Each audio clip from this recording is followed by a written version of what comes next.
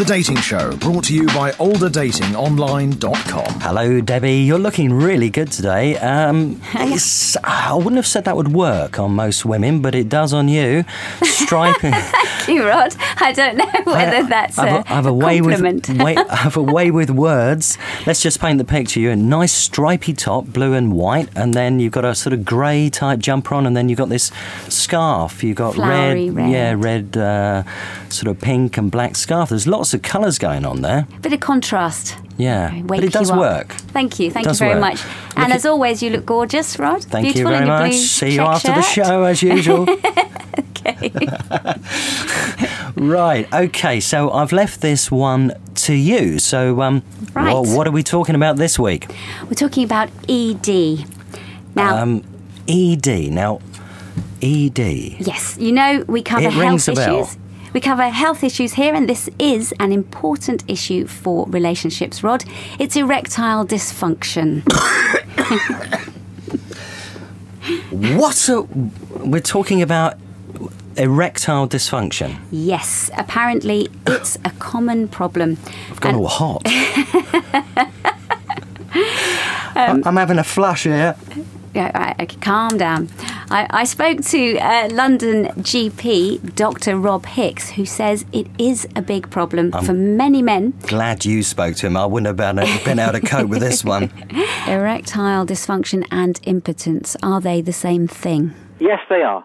We used to call the condition impotence. We now call it erectile dysfunction. But at the end of the day, they mean the same thing, and they have the same outlook for a man who's suffering with a condition, notably that can't either achieve or indeed maintain an erection that provides satisfactory sex. And what causes ED? Well, there are lots of causes of ED. Temporary ED that may happen once or twice over a number of years. It's often down to stress or tiredness or anxiety or drinking too much alcohol. But long-term, regular problems with ED, 80% of the causes are physical. So as a consequence of damage to the arteries or the nerves, maybe because of diabetes, or when it's artery damage down to high cholesterol or high blood pressure. There's also psychological causes, and stress and anxiety are included in these, relationship problems, depression. All these can cause ED in a man. And, of course, ED is incredibly common. There's over 2.3 million men in the UK estimated to suffer with ED, and in the London and Greater London area, there are hundreds of thousands of men who have this condition. Is it more common in any particular age group? Now, ED is much more common as a man gets older. So once a guy reaches the age of 40, if you look at the 40 to 70-year-old age group, around about 1 in 2 men will be affected by ED. Okay, and how can people help themselves to prevent this happening?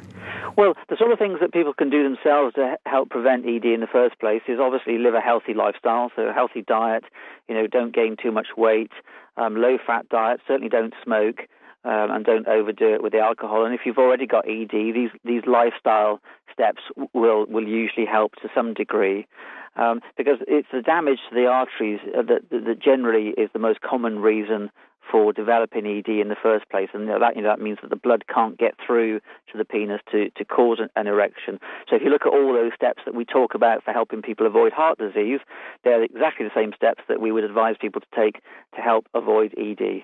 If somebody finds themselves with this condition, how can they best help themselves to get better?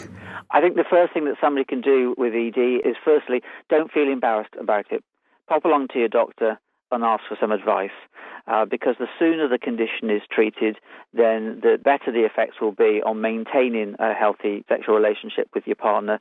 But also, we do recognise that ED is a risk factor for future heart disease.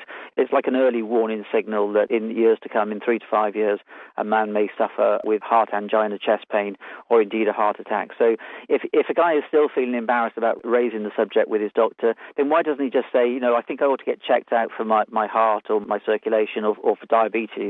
And I think nowadays, GPs are well tuned in to also ask the question, and while we're doing that, have you got any problems with your erections that we need to be offering you help with? Well, that was Dr. Rob Hicks, who's a GP from London in the UK, and you were very professional on that, Debbie, I must admit. I think... Thank you, Rod. Yeah, you were sort of, yeah. But as you heard, it is an important issue, and it can be largely prevented by having a healthy lifestyle, which I know you have. Yeah. Just, can I just ask you, have you ever had any experience of this, Edie, when you've been with a man? Let me think. Actually, no. Well, no. That's a very personal question, isn't it, Rod? But I'm sorry, but I think our listeners need to know this. Okay, well, I think most men... All right, don't answer it, Debbie. Thank you so much. What about last week when we were... No, that was great. Do you remember? Great, absolutely great. Yeah, great. but I had that problem. Good. Oh, no, all good. Oh, okay, fine.